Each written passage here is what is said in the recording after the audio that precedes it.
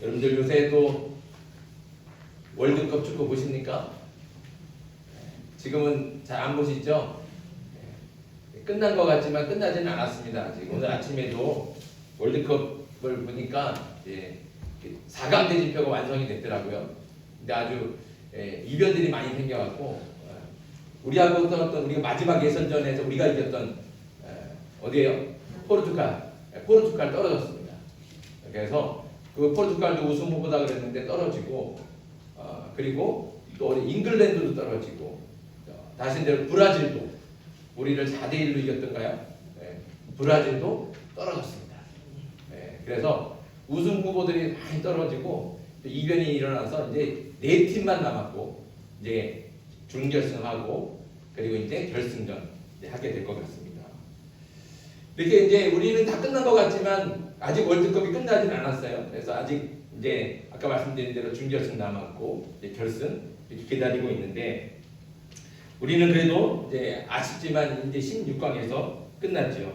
조금 더 했더라면 하는 이 안타까운 마음이 있지만 그래도 예선 마지막 경기 우리가 그 경기를 반드시 이겨야 되는데 포르투갈 경기 그래도 다행히 정말로 이겨갖고 그때 이겼던 그런 가슴 그때 그런 생각을 하면 그런 여운들이 아직도 이렇게 남아 있는 것 같아요.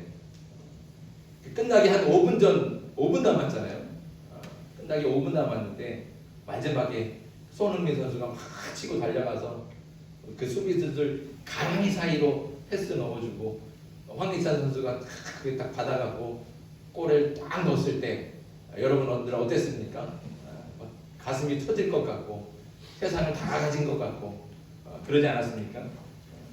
그때만 생각하면 진짜 소름이 돋을 정도로 아무튼 깊은 감동이 아직도 우리 가운데 남아있는 것 같습니다. 그때 사실 이길 거라고 상상하기 힘들었잖아요. 그렇죠?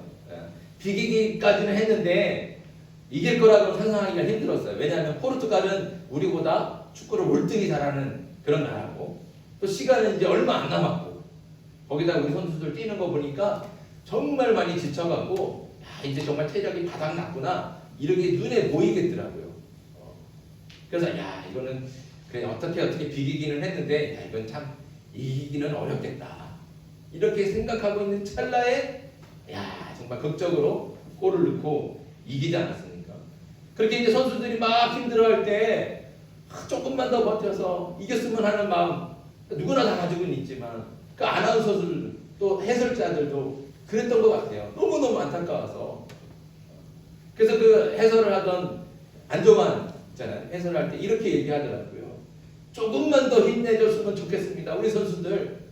안 그러면 이제 또 4년을 또 기다려야 됩니다.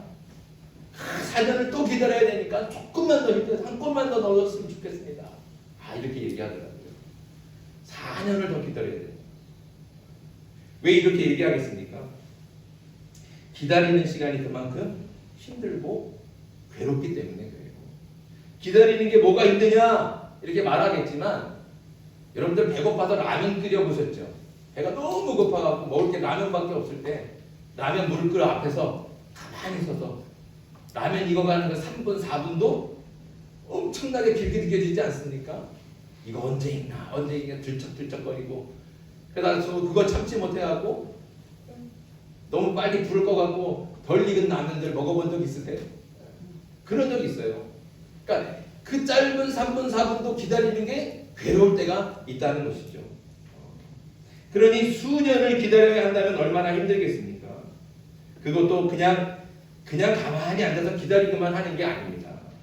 혹독한 훈련도 견뎌내야 되고 또 여러 다른 나라들과 피할 수 없는 그런 피말리는 승부도 해야 됩니다. 그래서 예선도 이겨야 되죠. 그러다가 경기에서 지거나 조금 부진하면 사람들은 거침없이 비난하고 또 조롱하고 책망합니다. 그 선수는 내보내라. 다시는 대표팀에 뽑지 마라. 감독을 바꿔라. 이런 말들 얼마나 많습니까? 이번 4년 동안에도 솔직히도 많은 사람들이 선수들이 비난받고 감독도 비난받았습니다. 그러니까 그 4년 동안 그것들을 비난을 받고 책망을 듣고 그러니까 얼마나 힘들겠어요. 억울하기도 하고 힘들기도 하고 그러니까 기다림이라고 하는 거에는 분명히 설렘도 있고 또 기대도 있지만 그 안에는 반드시 고난도 시련도 함께 따라온다는 겁니다. 다시 오실 주님을 기다리는 일도 마찬가지입니다. 주님이 다시 오실 그날을 기다리는 것은 분명히 설레고 흥분되는 일입니다. 왜냐하면 그날에 하나님 나라가 완성될 것이고 우리는 모든 고통과 또 아픔에서 또 슬픔에서 해방될 것이기 때문에 그렇습니다. 하나님께서 그렇게 우리를 구원하시잖아요. 하지만 기다림 속에는 기대와 설렘만 있지 않습니다. 주님이 오시는 날이 가까워질수록 교회와 성도들에 대한 박해와 고난은 날로 더 심해지고 더 괴로워질 거기 때문에 그렇죠. 실제로 오늘 본문인 야고보서는 AD 30년경 스데반의 순교 이후에 기독교 박해가 극심해졌을 때 그때 기록이 되어졌습니다. 특별히 박해를 받으면서도 신앙을 지키기 위해 고향을 떠나서 로마 제국의 여러 곳으로 멀리 흩어졌던 사람들, 흩어졌던 신앙인들, 그 신앙인들을 위해서 쓰여진 편지가 바로 야고보서입니다. 박해와 고난을 피해서 고향을 떠난 성도들에게 가장 큰 소망이 무엇이 있겠습니까? 그것은 바로 예수님의 재림이죠. 다시 오시겠다고 약속하신 대로 어서 빨리 오셔서 박해와 고난받고 있는 자신들을 구해주기를 소원하면서 다시 오실 주님만 기다리는 거예요. 어서 빨리 오시길 바랍니다. 어서 오십시오. 어서 오십시오. 마라나타, 주님 어서 오십시오. 박해를 받으면서도 고난을 받으면서도 주님이 이렇게 오시겠다 약속하셨으니까 그 주님만 기다리면서 기대하는 거예요. 하지만 간절한 소망을 가지고 기다리는 중에도 박해는 끊이지 않았고 고난은 날마다 더 심해졌습니다. 그런데 안타까운 것은 기다리던 예수님이 오시지를 않는다는 거죠. 그러니 기쁜 소망을 가지고 기다리던 사람들도 하나둘씩 지쳐갔고 견디기 힘들어졌습니다. 그래서 예수님의 형제인 야고보는 다시 오실 주님을 기다리는 성도들을 위로하고 격려하고 새 힘을 불어넣어 주기 위해서 야고보서 편지를 써서 보내주는 것이죠.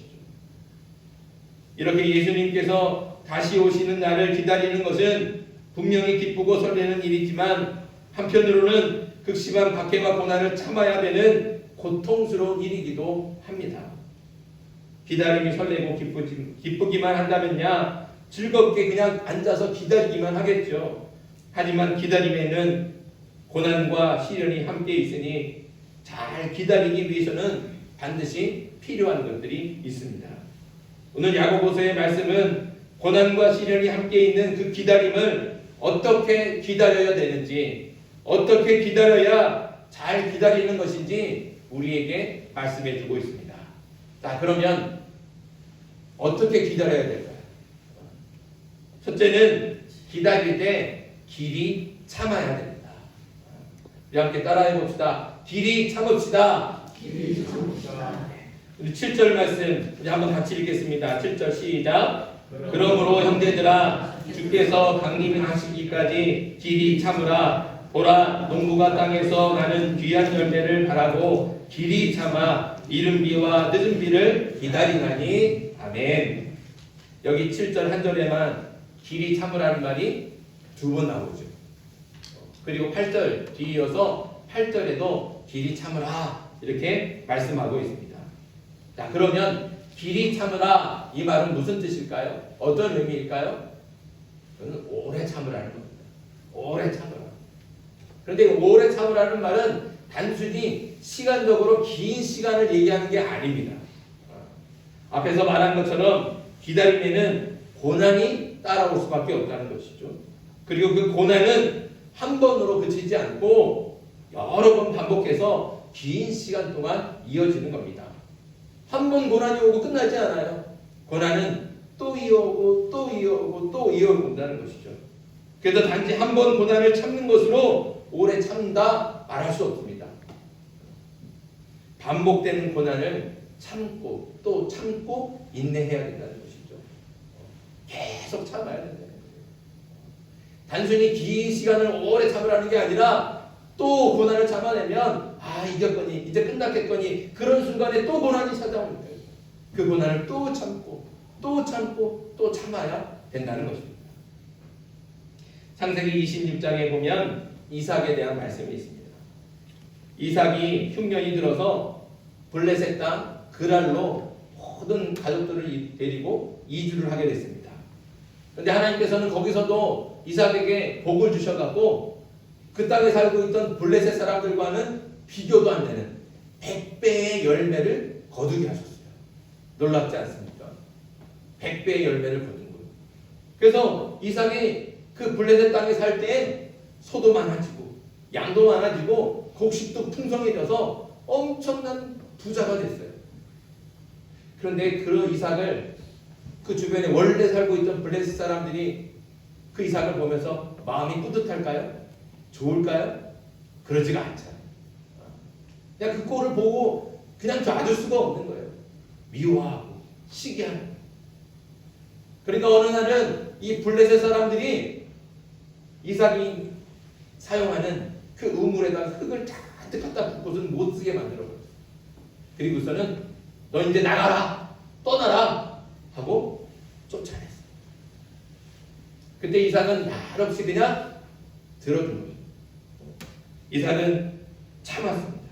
참고서 그 사람들이 떠나라는 대로 떠났습니다. 억울하지만 이삭은 참고 아무 말 없이 떠난 거예요. 거처를 옮겨서 다시 우물을 팠습니다. 다행히 물이 또 터졌어요. 그런데 블레셋 사람들이 쫓아와서는 이 우물은 원래 우리 거야. 이렇게 말하면서 또 괴롭히는 거예요. 또 나가라는 거예요. 그래도 이삭은 또 참았어요. 또 참고 또 말없이 또 거처를 옮겨서 우물을 팠습니다. 우물을 파고 다시 물을 얻었는데 또 블레셋 사람들이 쫓아왔어요. 또 와서는 괴롭히고 못살게 구고 떠나라고 내쫓는 겁니다. 그래도 이삭은 또 참았습니다.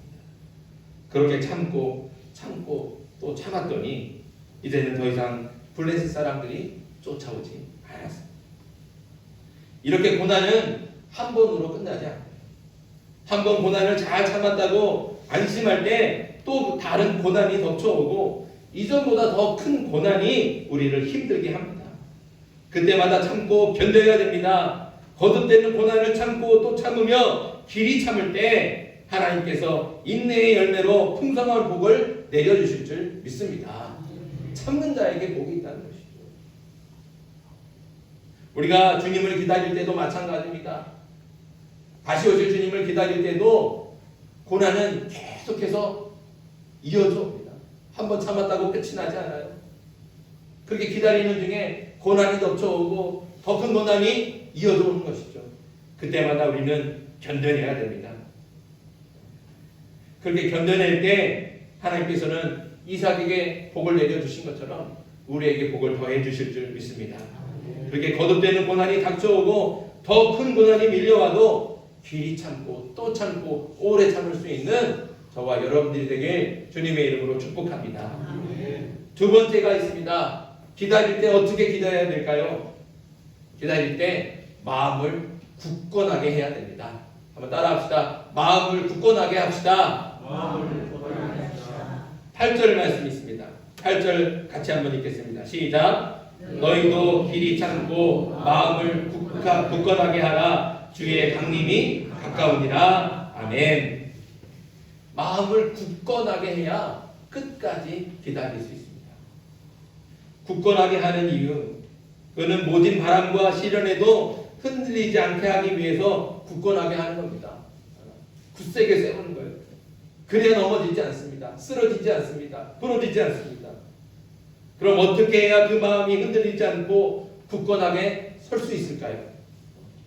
7절에 보면 길이 참으라 하고 말씀하시면서 농부를 예로 들어서 말씀해 주고 있어요. 그 농부를 한번 생각해 보면 좋겠습니다. 밭에, 빈 밭에 그냥 흙밖에 없는 그 밭에 농부가 씨를 뿌렸어요.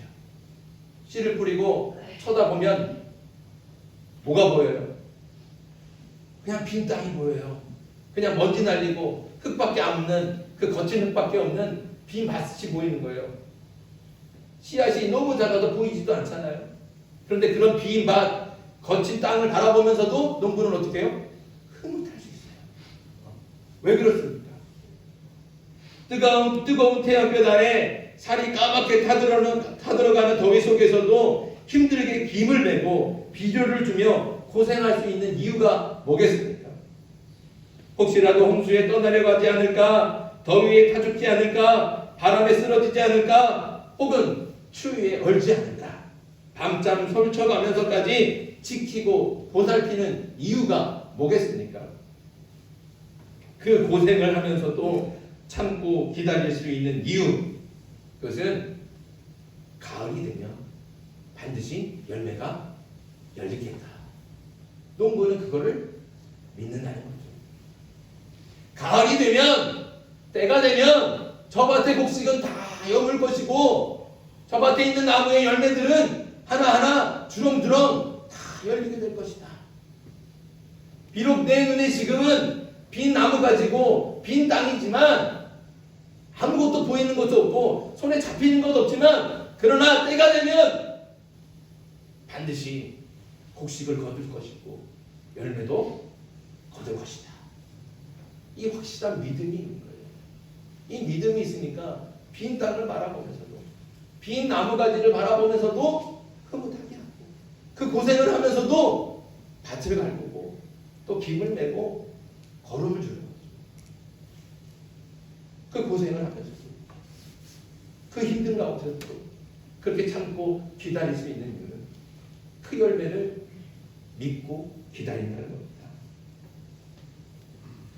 농부는 열매에 대한 확실한 믿음이 있기 때문에 그 혹독한 고난과 긴 시간도 참고 견딜 수 있습니다. 마찬가지로 예수님을 기다릴 때에도 예수님께서 반드시 다시 오신다는 것을 확실히 믿어야 됩니다. 이것이 믿음이 흔들리면 기다릴 수가 없어요. 그런데 문제는 뭡니까? 예수님이 언제 오실지 모른다는 것이죠. 농부는 그래도 가을이라는 계절이 있잖아요. 가을이 되면 때가 정해져 있잖아요. 그러니까 그 정해진 시간이 있으니까 그나마도 그냥 기다릴 수가 있어요.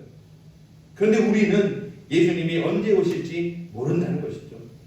야고보도 오늘 본문에서 주의 강림이 가깝다 이렇게 말씀하고 있습니다.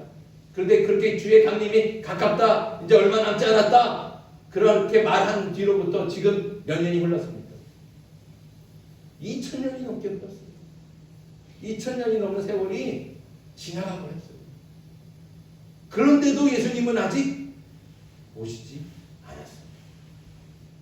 그러니까 예수님이 오실 때를 어떻게 가늠하고 어떻게 기다리겠습니까? 그래서 어떤 사람들은 예수님이 다시 오신다는 말을 거짓말이라고 말합니다.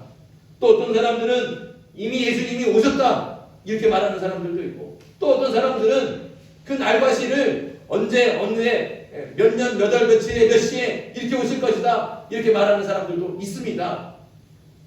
하지만 이 모든 것들은 다 거짓말이죠. 이렇게 주님이 언제 오실지 모르기 때문에 기다리는 날이 길어지고 예수님이 오시는 날이 우리의 기대와는 달리 늦어질수록 예수님이 오신다는 것 그 자체를 의심하게 된다는 거죠. 하지만 그럴수록 흔들리지 않고 기다릴 수 있으려면 주님께서 다시 오신다는 것을 확실하게 믿어야 된다는 거죠. 예수님이 언제 오실지 우리는 알 수 없습니다. 그러나 분명한 것은 예수님은 반드시 다시 오십니다. 이것이 진리. 이 진리를 믿음으로 고백할 수 있기를 소망합니다. 확실히 믿을 수 있기를 간절히 바랍니다. 확실한 믿음을 가지고 어떠한 유혹과 고난에도 흔들리지 않고 끝까지 기다릴 수 있는 저와 여러분들이 되길 간절히 바랍니다. 이 믿음이 흔들리기 때문에, 이 믿음이 없기 때문에 끝까지 기다리지 못하는, 오래 참지 못하는 거예요. 주님은 반드시 다시 오십니다. 이 믿음을 가지고 끝까지 오래 참을 수 있는 저와 여러분들이 되게 주님의 이름으로 축복합니다. 세 번째, 마지막 세 번째, 기다릴 때 우리는 서로 원망하지 말아야 됩니다. 따라해 봅시다. 서로 원망하지 맙시다. 자, 9절 말씀입니다. 9절 읽습니다. 시작. 형제들아 서로 원망하지 말라. 그리하여야 심판을 면하리라. 보라 심판주가 문 밖에 서 계시니라. 아멘.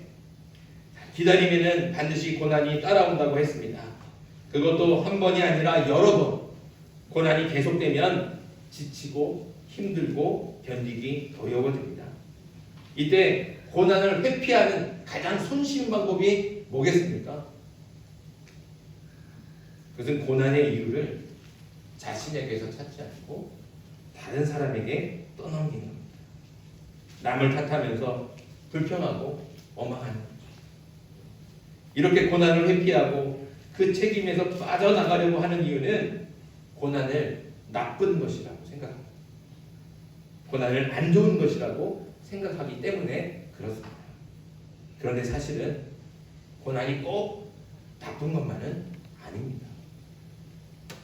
순금, 그러니까 순도 높은 금을 얻기 위해서는 엄청난 열 속에서 그 불 속에서 자신을 다 태워서 녹여야지만 순도가 높은 금을 얻을 수 있어요. 강철도 마찬가지입니다. 아주 단단한 강철을 얻기 위해서는 어떻게 해요? 여러 번 불에 담금질을 해야 돼요. 그리고 망치로 계속 두들겨야 돼요. 그래야 단단한 강철을 얻어낼 수 있는 겁니다. 그러니까 고난은 나쁜 것만이 아니라는 것이죠. 고난을 통해서 더 좋아지고 강해질 수 있는 겁니다. 그래서 고난도 유익한 것입니다. 그러니까 고난을 나쁜 것으로만 생각해서 피하려고 하고 남 탓하면서 다른 사람들에게 떠넘길 일이 아니라는 겁니다. 고난을 은혜로 받으면 고난도 축복이 될 수 있습니다. 하나님께서 이스라엘 백성들을 애굽에서 건져내신 다음에 40년 동안 광야를 지나게 하셨어요. 왜 광야를 지나게 하셨습니까? 사실은 애굽에서 나와서 가나안까지 가는데 거기는 10하루길이에요. 10하루길. 11일만 가면 갈 수 있는 길인데 하나님께서는 그 길을 40년 동안 광야를 돌고 돌아서 도착하게 하셨어요. 왜 그렇게 하셨습니까? 이유는 이스라엘을 더 정결하고 거룩한 하나님의 백성이 되게 하시려고 물도 없고 양식도 없는 그 거친 황무지 같은 광야를 지나게 하신 겁니다. 하지만 이런 하나님의 마음을 모르는 이스라엘 백성들은 조금만 힘들어져도 모세와 아론을 원망하는 거예요. 비난하고 모세와 아론만 원망하지 않습니다. 하나님을 향해서도 원망하지 않습니까? 왜 우리를 애굽에서 건져내서 우리를 이 광야에서 죽이려고 그래서 우리를 건져냈습니까? 하고 하나님을 원망했어요. 하지만 이 원망의 결과는 무엇입니까? 그렇게 하나님을 비난하고 원망했던 출애굽 1세대는 아무도 가나안 땅에 하나님께서 약속하신 땅에 들어가지 못했어요. 그 광야에서 다 죽고 말았습니다. 그래서 오늘 야고보서는 서로 원망하지 말아야 되는 이유를 아주 분명하게 우리에게 알려주고 있습니다. 왜 원망하지 말아야 됩니까? 9절 말씀 다시. 형제들아 서로 원망하지 말라. 그리하여야 심판을 면하리라. 심판을 면하기 위해서, 다시 말하면 심판을 받지 않으려면 서로 원망하지 말아야 됩니다. 다시 한번 말씀드리지만 이스라엘이 광야를 지날 때 불평하고 원망했던 사람들은 하나님께 심판을 받아서 하나님께서 약속하신 그 가나안 땅에 아무도 들어가지 못했습니다. 이것을 꼭 기억하십시오. 서로 원망하면 주님의 심판을 피할 수가 없습니다. 그러니 서로 원망하지 않기를 간절히 바랍니다. 주님께서 다시 오실 날, 그날을 기다리며 고난을 당할 때 남 탓하면서 원망하지 말고 먼저 자신을 돌아보며 잠잠하기를 바랍니다. 또 고난을 통해 하나님께서 우리에게 더 큰 은혜와 축복을 주실 것을 기대와 소망을 가지고 고난을 있는 그대로 받아들이면서 그 속에서 하나님께서 나에게 주실 그 은혜를 기대하면서 감사로 고백할 수 있어야 된다는 것입니다. 비록 고난으로 힘들고 어려울지라도 서로를 향해서 비난하며 원망하지 말고 서로를 격려하고 위로하는 그런 긍정적인 말과 선한 행실로 함께 고난을 견디며 주님 오실 때까지 끝까지 기다릴 수 있는 저와 여러분들에게 간절히 바랍니다. 마지막으로 야고보는 구약의 욥을 모든 기다림의 본으로 보여주고 있습니다. 욥은 하나님께서도 인정하실 정도로 의롭고 선한 하나님의 백성이었습니다. 그런데 이유 없이 고난을 당하기 시작했어요. 이유가 없어요. 처음에는 그 많던 재산이 하루아침에 다 날아가 버렸습니다. 그리고 곧이어서 사랑하는 아들과 딸들이 한순간에 다 죽어버렸어요. 이렇게 큰 고난이 연이어 닥쳐올 때 그럼에도 불구하고 욥은 이렇게 말해요. 주신 이도 여호와시요 거두신 이도 여호와시오니 여호와의 이름이 찬송을 받으실지로다. 이렇게 말하면서 그 믿음이, 하나님을 향한 믿음이 흔들리지 않아요. 그 굳은 믿음을 가지고 그 고난을 견뎌내고 있어요. 참아내고 있어요. 그러나 고난은 거기서 그치지 않았습니다. 더 큰 고난이 닥쳐왔어요. 욥의 몸이 병들기 시작했어요. 그 몸에 온몸에 상처가 나고 그 몸에서 피와 고름이 다 철철 흘러넘치는 거예요. 그렇게 다 잃어버려서 살 집도 없고 보살펴줄 누구도 없고 그냥 길거리에 나앉아서 온몸에 피와 고름을 철철 흘리고 있는 그 욥을 바라보던 욥의 아내가 뭐라고 그랬습니까? 당신이 그래도 자기의 온전함을 굳게 지키느냐? 하나님을 저주하고 하나님을 욕하고 죽어라. 그렇게 말하고서는 욥을 떠나버렸어요. 그런데도 욥은 절대로 하나님을 원망하지 않았습니다. 오히려 자신이 고난받는 이유를 하나님께 물어보면서 하나님을 붙들고 하나님과 씨름하는 거예요. 결국 하나님을 떠나지 않고 하나님을 붙들었습니다. 이렇게 욥은 거듭되는 고난에도 불구하고 오래 참았습니다. 또 확실한 믿음으로 하나님을 붙들었고 아무도 원망하지 않았습니다. 이렇게 참고 인내한 결과가 무엇입니까?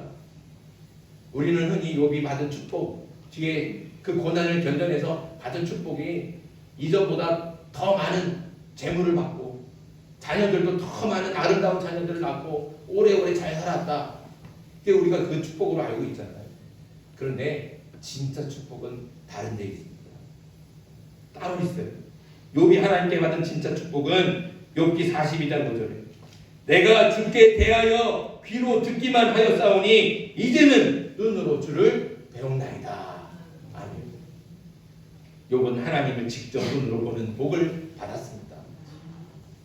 하나님을 얼굴과 얼굴을 대면하며 보는 거예요. 확실해져요.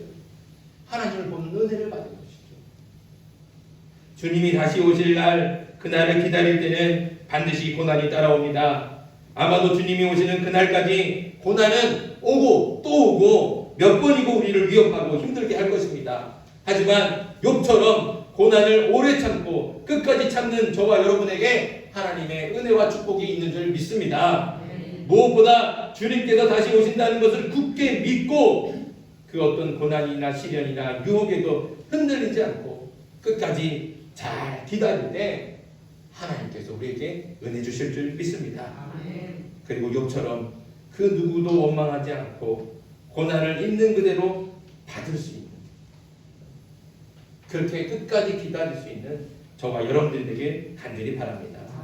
이렇게 주님이 오시는 날까지 길이 참고 인내하면 주님을 보게 되는 복을 받게 될 줄 믿습니다.